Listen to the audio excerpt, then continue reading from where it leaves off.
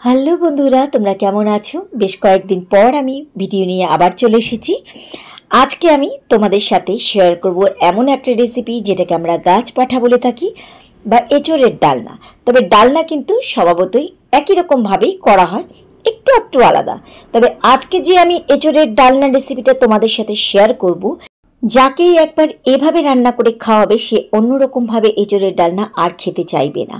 আজকে তৈরি করব শাহী এঁচোড়ের ডালনা, যেটা ভাতের সাথে যেমন লাগবে তেমন রুটি, পরোটা বা লুচির সাথে দুর্দান্ত লাগবে।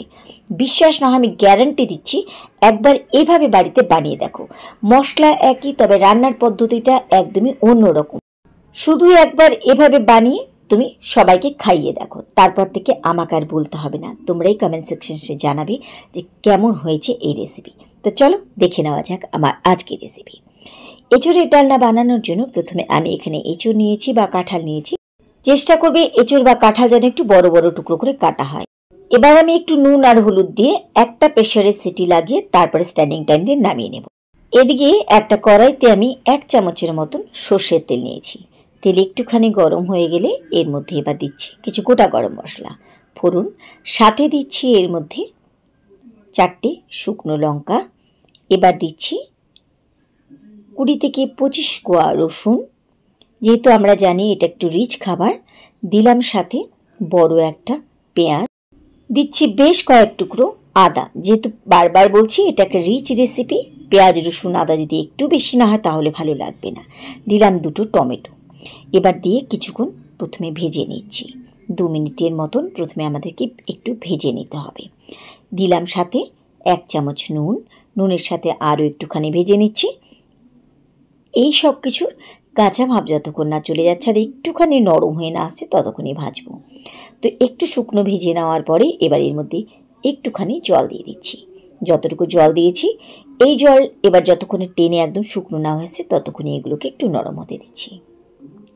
কিছুক্ষণ পর পুরো জল টেনে এগুলো নরম হয়ে গেছে। এবার এইগুলোকে আমি একটা মিক্সার জারে নিয়ে একটু ঠান্ডা করে তারপরে বেটে নিচ্ছি। আর ওই কড়াইতেই আমি নিয়ে নিচ্ছি এবার তেল। আমি এখানে সর্ষের তেলে নিয়েছি, তবে তেলের পরিমাণটা কিন্তু এবার একটু বেশি নিয়েছি। ওই তেলের মধ্যে এবার দিয়ে দিচ্ছি আগে থেকে সেদ্ধ করা কাঁঠাল বা এঁচোড়।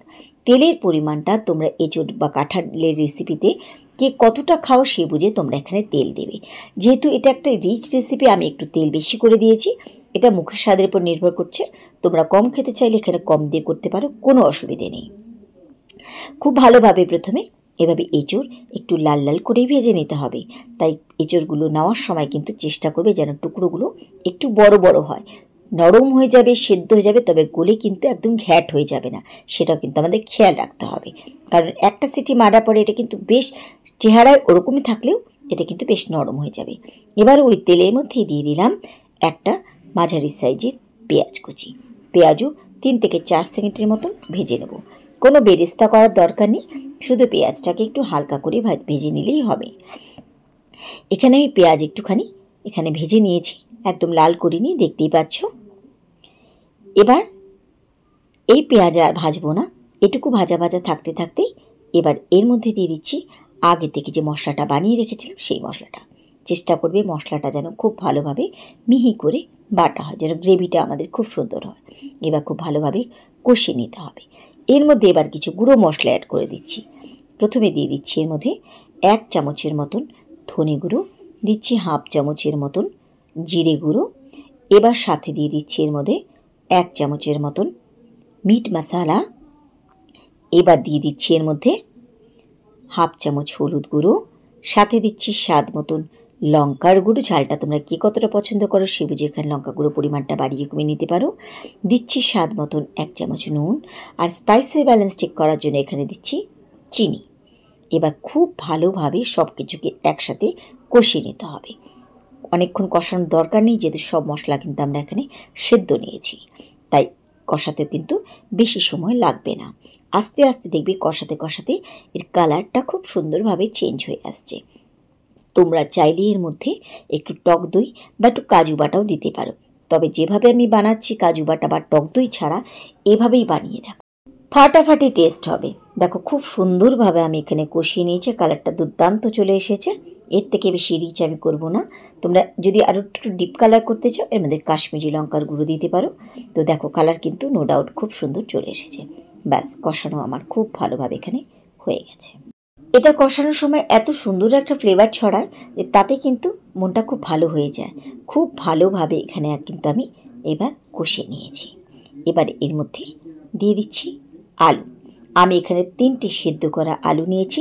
আলুগুলো কিন্তু এখানে টুকরো দেওয়া যাবে না, এখানে কিন্তু এভাবেই একটু সেদ্ধ করে চটকে দিতে হবে যেন গ্রেভিটা আর একটু ঘন হয়। ভালোভাবে এভাবে সেদ্ধ আলুর সাথে এভাবে একটুখানি মিশিয়ে নিচ্ছি। তোমরা যদি মনে করো এভাবে দেবে না, টুকরো আলু দেবে, সেভাবে আলু টুকরো করে দিতে পারো। ভালোভাবে আলুর সাথে মিশিয়ে নেওয়ার পরে এবার এর মধ্যে দিয়ে দিচ্ছি আগে থেকে সেদ্ধ করা এঁচোড় বা কাঁঠাল। আমার এখানে কিন্তু এঁচোড় খুব সুন্দরভাবে সেদ্ধ হয়েছে, তবে কিন্তু দেখো শেপ নষ্ট হয়নি। তাই চেষ্টা করবে সবসময় বড় এঁচোড়ের টুকরো করে নেওয়ার। যদি ছোট ছোট কেটে নাও তাহলে কিন্তু এটা গলে যাবে, খেতে ভালো লাগলেও দেখতে কিন্তু ভালো লাগবে না। মশলার সাথে একটুখানি জাস্ট 3-4 সেকেন্ডের মতন মশলা মাখিয়ে নিলাম। এবার এর মধ্যে দিয়ে দিচ্ছি জল। জলটা এমন করে দেবে যেন আমাদের গ্রেভি হয়। আর এটা কিন্তু শুকনো নামাবে না, একটু গ্রেভি নামাবে, তবে কিন্তু খেতে ভালো লাগবে। তবে কিন্তু একবারে অনেকটা পরিমাণে জল দেবে না। এখানে জল দেওয়ার পরে একদম ঘড়ির কাঁটা ধরে হাই ফ্লেমে 2 মিনিট ফুটিয়ে নিলেই আমাদের কিন্তু শাহি এঁচোড়ের ডালনা একদম রেডি। জাস্ট 2 মিনিটের মতন হাই ফ্লেমে একটুখানি ফুটিয়ে নিলেই হবে। তো আমি এখানে 2 মিনিটের মতন খুব ভালোভাবে ফুটিয়ে নিয়েছি। এবার কিন্তু আমি গ্যাস ওভেন বন্ধ করে দিচ্ছি। নামানোর ঠিক আগে আমি এবার এর মধ্যে দিয়ে দিচ্ছি 1 চামচ ঘি। ঘিয়ের সাথে মিশিয়ে নিলে তৈরি হয়ে গেল আমাদের দুর্দান্ত ফাটাফাটি চমৎকার স্বাদের এঁচোড়ের ডালনা, যেটা ভাত, রুটি, লুচি, পরোটা, ফ্রাইড রাইস, পোলাও যে কোনো কিছুর সাথে দুর্দান্ত লাগবে। 100% গ্যারান্টি দিচ্ছি, একবার বানিয়ে দেখো। তোমার তারিফ করতে কেউ থকবে না। আর সাধারণভাবে আর এঁচোড়ের ডালনা খেতে চাইবে না। মশলা একই, বানানোটা একটু অন্যরকম, টেস্টটা হয় অদ্ভুত সুন্দর। তাহলে তোমরা বাড়িতে বানাচ্ছ তো একদিন, বানিয়ে কিন্তু অবশ্যই আমাকে কমেন্ট করে জানাবে যে তোমাদের কাছে আমার এই রেসিপি কেমন লেগেছে। আর রেসিপি ভালো লাগলে বরাবরের মতো লাইক শেয়ার করতে ভুলো না। আর অবশ্যই কিন্তু তোমাদের মূল্যবান মতামত দিয়ে জানিও যে আমার আজকের রেসিপি তোমাদের কাছে কেমন লেগেছে। তাহলে আজকের মতো সবাইকে ধন্যবাদ জানিয়ে এখানেই বিদায় নিচ্ছি। ফিরে আসবো আবার অন্য কোনো রেসিপির সাথে অন্য কোনো দিন। সেই পর্যন্ত সবাই খুব ভালো থেকো, সুস্থ।